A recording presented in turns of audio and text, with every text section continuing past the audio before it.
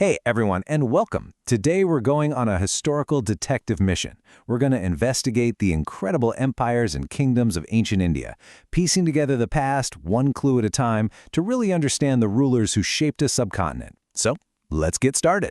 So I want to kick things off with a question for you. When you imagine a legendary king from the ancient world, a really powerful one, what pops into your head? Is it just raw power? Winning huge battles? Maybe a giant gleaming sword? These are the classic things, right? The kinds of things you'd expect if, say, you were a kid who got picked to play a great king in a school play. But what if, on top of all that warrior stuff, you were told you also had to sit down and play a veena, a pretty complex stringed instrument, and also recite poetry? A musician king? I mean, who is that?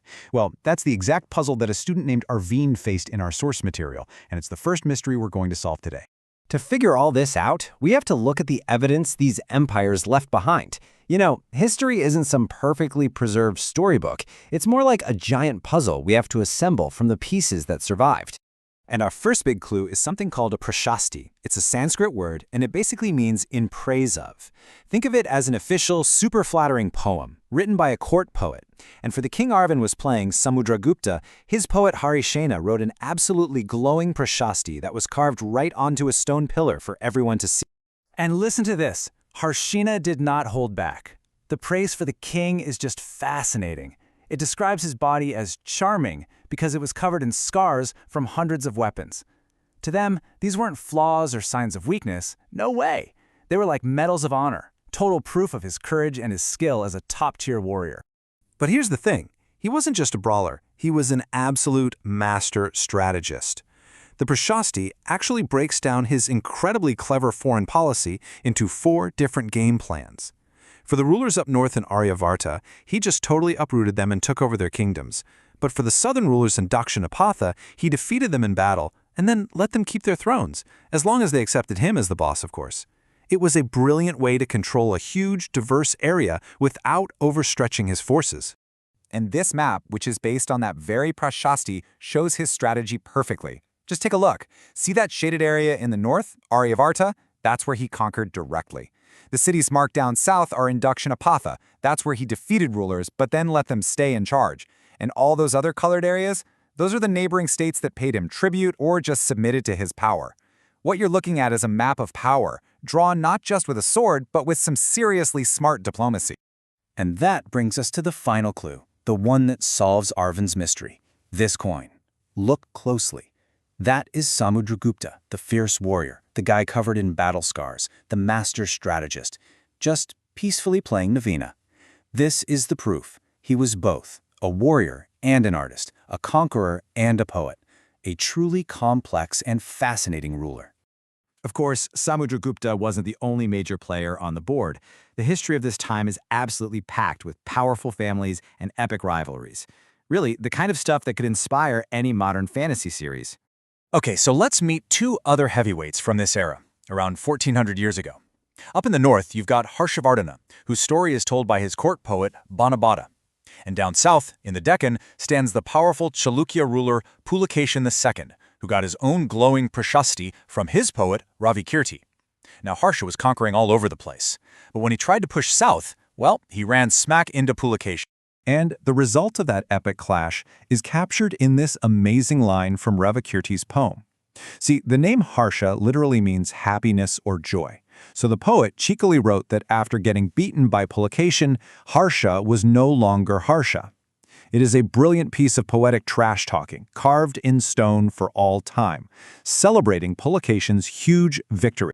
So we have these larger-than-life kings, but how do they actually run these massive empires? I mean, winning a battle is one thing, but governing millions of people day in and day out, that is a whole different ballgame. Well, during this time, we start to see some really important changes in how things were run. First off, a lot of key jobs became hereditary, so a son would take over his father's post. Remember Harishena, the poet? He was also the chief judicial officer, just like his dad was. Second, one person could wear a ton of different hats. Harishena wasn't just a poet and a judge, he was also a minister of war and peace. And finally, kings started giving important local bigwigs, like chief bankers and merchants, a say in how things were run. Probably a smart move to keep powerful people happy. And here is another super important piece of the puzzle, the Samanthas. Think of them as military leaders or powerful warlords. Instead of a salary, the king would give them a chunk of land. They'd collect taxes from that land to pay for their soldiers and horses, and in return, they'd provide the king with an army whenever he needed one. But this system had a built-in weakness. If a king ever started to look weak, a powerful Samantha might just think, hey, why don't I become king? So the very system designed to hold the empire together could also, ironically, be the thing that tears it apart. All right, we've spent a lot of time with kings, poets, and commanders in their palaces. But what about everybody else? What was life actually like for the ordinary people living in these so-called great empires? Well, those clues are way harder to find, since common people didn't usually have their stories carved into stone pillars. But we can catch little glimpses from other places, from plays written by authors like Kalidasa, from the diaries of foreign travelers like the Chinese pilgrim Fa Xian, and even from descriptions of the absolute chaos that happened whenever the king's army was on the move. And these little glimpses, they paint a much more complicated picture. The plays of Kalidasa, for instance, show a clear social divide just in the way people talked. Kings and priests spoke fancy Sanskrit, while regular people and women spoke a different language, Prakrit. Fa Xian's account tells us about the harsh reality for people considered untouchables, who had to live on the edge of town. And for villagers, seeing the king's army coming wasn't some glorious parade. It was a huge burden, because they were forced to provide food, flowers, and supplies for the whole massive entourage. The poet Banabatet gives us this unforgettable image of what the army's march was really like. It was basically a city on the move, complete with elephants, carts, musicians, and merchants. But for the villages in its path, it was like a force of nature that just left destruction behind. Elephants would trample huts, and animals would scatter in the chaos. As Banabata put it, it was like the whole world was swallowed up in dust. And that brings us to a final thought. The Prashastis, the official histories, tell us the stories of kings and their victories. But what about the stories of the villagers whose homes were trampled, or the merchants whose businesses were disrupted, or the everyday people who spoke Prakrit, not Sanskrit? History is so often the story told by the powerful.